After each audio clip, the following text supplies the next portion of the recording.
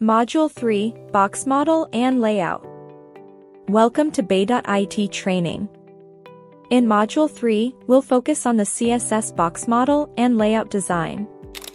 You'll learn about the box model, which includes margin, border, padding, and content.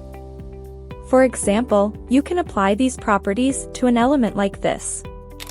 CSS div margin 10px, padding 20px, border 1px solid black. We'll also explore the Flexbox layout, a powerful tool for creating flexible and responsive designs. CSS container display flex. Exercises will help you practice these skills, and a lab project will guide you in designing a web page layout using the box model and Flexbox. An interactive quiz will reinforce your learning. By the end of this module, you'll be able to create well-structured and visually appealing layouts.